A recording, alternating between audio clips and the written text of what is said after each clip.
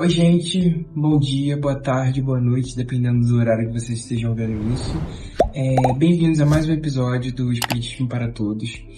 Eu me chamo Joaquim Batalha e o tema de hoje é flagelos destruidores.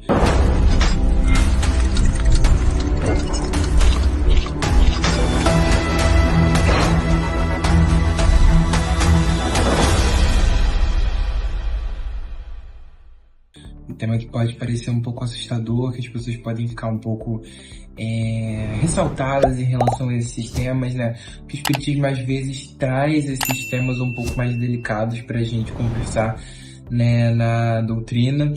Então vamos falar um pouquinho sobre esse tema. Primeiro, é muito importante a gente entender o que significa, né, esses flagelos destruidores. E depois para a gente poder entender para que eles vêm, qual que é a função deles na humanidade, né? Porque a gente sabe que Deus é essa força maior, essa força suprema, que nada faz sem razão, que nada traz sem razão. Então que se existem esses fatores, essas coisas que acontecem na humanidade, no planeta Terra, porque elas têm um motivo, porque elas têm uma razão. Afinal, no Espiritismo a gente sabe que nada é por acaso. Então, se nada é por acaso, até as coisas ruins que acontecem, que muitas vezes a gente pensa que acontecem sem razão, ou que muitas vezes a gente se vê perdidos em relação a uma explicação do porquê elas aconteceram, elas têm um motivo, né? Às vezes é difícil da gente entender e não é por conta disso que a gente tem que deixar com que elas aconteçam com mais facilidade, como por exemplo, flagelos destruidores podem ser uma guerra mundial, como por exemplo nós já tivemos na nossa humanidade, que são coisas que poderiam ter sido evitadas. Não é porque Deus permitiu que elas acontecessem por um motivo que elas não poderiam ter sido evitadas pela humanidade. A gente entende que a gente tem duas maneiras de aprender: pela dor e pelo amor. E muitas vezes nós escolhemos aprender pela dor, porque pelo amor a gente viu que não dá certo pra gente, na nossa condição. Porque seria muito mais fácil a gente entender o respeito ao próximo, entender o amor ao próximo, entender o próximo através do amor. Mas muitas vezes a gente não entende, então vem através da dor. Dor essa que não é causada por Deus, é causada por nós mesmos. Mas Deus permite que essa dor que nós mesmos nos causamos seja, de certa forma, realizada para que a gente consiga aprender com ela. Porque se a gente não aprendeu por bem, então a gente aprende por mal. Mas não é um castigo, é apenas uma consequência das nossas próprias atitudes. Se você faz uma prova e você estuda e você vai bem, você aprendeu. Mas agora, se você faz uma prova, você não estuda, você não vai bem, você vai fazer uma recuperação. Essa recuperação é para você aprender novamente aquela matéria, é para você estudar novamente. E é cansativo quando você tem que fazer uma recuperação, por exemplo, quando você repete uma matéria na faculdade, porque você não queria estar passando por aquilo. Você queria ter passado de primeira na prova, mas você estudou o suficiente para isso? Talvez não. Talvez você não tenha estudado o suficiente para isso. Talvez você precisasse daquela oportunidade mais dolorosa, que é fazer uma recuperação, repetir uma matéria, para que você conseguisse aprender de uma vez por todas. Então é meio que por essa linha de pensamento. São coisas que não necessariamente precisariam acontecer, mas acontecem por consequências das nossas atitudes. Que a gente não aprende pelo bem, então a gente aprende pelo mal. Esses flagelos destruidores, eles fazem com que a humanidade se regenere mais rápido, que ela progrida mais rápido. Elas estão dentro da lei da destruição. Nome interessante, né? Dá um pouquinho de medo. Lei da destruição, né? Porque a gente sabe que tem a lei do amor, a lei da liberdade, a lei do progresso. Então a gente olha e fala lei da destruição. Como assim? Existe uma lei que é a lei da destruição. E a lei da destruição, ela diz justamente que essa destruição, ela vem como condição para que tudo se regenere. Porque para que algo novo possa começar, algo antigo precisa terminar. A gente entende, não só no Espiritismo, mas na nossa vida, que a vida é feita de ciclos.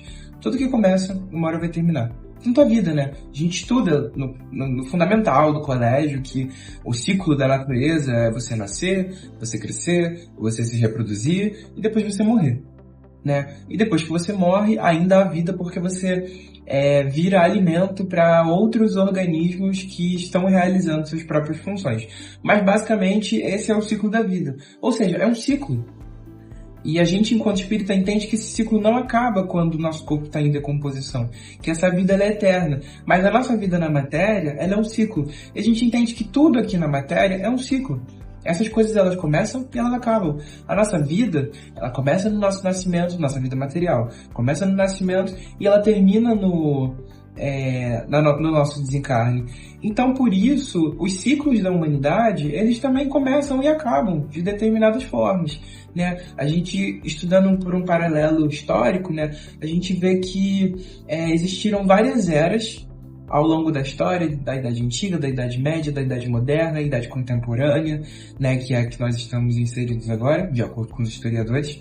E você vê que aconteceu um fenômeno muito grande em cada uma dessas eras para que ela terminasse, ou para que outra começasse. Na Idade Antiga, por exemplo, foi o fim do Império Romano, que foi, assim, um caos, né? Eu não estava lá, ou estava, não lembro, sei. Então a gente vê que para uma nova era começar, para uma nova coisa começar, foi preciso que a coisa que estava antes, ela terminasse, né? Foi preciso que esse Império Romano, que estava em ascensão, terminasse para que uma nova era começasse. E assim vem com tudo na vida, né? A gente entende que a gente está passando por um momento na Terra, muitas vezes, que é difícil. A crise climática, a crise global, muitas guerras estourando, muitas coisas acontecendo. Muitas vezes a gente pensa, por que que isso tem que acontecer? Por que tem que acontecer desse jeito? Por que tem que acontecer nesse momento? E é justamente o que fala essa lei da destruição, que isso é uma condição para que as coisas se regenerem. E quando a gente entende que a vida maior não é a vida terrena, a vida material, e sim a vida espiritual, a gente começa a compreender que fazer parte desse ciclo e com que essas coisas se encerrem, essas sociedades ou esses desencarnes coletivos, eles são parte de um planejamento muito maior que o planejamento espiritual, né? Não é que essas coisas devam acontecer, que a gente deva deixar essas coisas acontecerem. Não é porque uma pessoa ela fez alguma coisa que vai gerar um sofrimento para ela, que a gente não tem que, enquanto espíritas, principalmente, impedir com que esse sofrimento aconteça. Mas a gente tem que entender que muitas vezes tem um motivo para ele acontecer. Entender que tem um motivo para acontecer não é tentar impedir com que esse sofrimento aconteça, né? É sobre ajuda, é sobre amparo a essas pessoas que precisam de amparo. Então eu acho que é meio que essa mensagem que eu queria passar hoje, que a Terra ela passa por destruição para que depois venha a regeneração. A Terra passa por momentos difíceis para que depois... aquela velha frase, né? Depois da chuva vem a calmaria. Então, é basicamente isso. A chuva, ela vem porque tem que molhar. Ela vem porque tem que chover. E depois vem uma nova era. Vem uma era de paz, uma era positiva. E a nossa função é fazer com que esse caminho seja menos doloroso. Porque vai doer. A vida dói, muitas vezes. Mas a gente pode fazer com que ela doa menos. Entende? Então é isso, brevemente. Espero que tenham conseguido entender alguma coisa, que eu tenha conseguido passar uma mensagem legal para vocês. Até a próxima.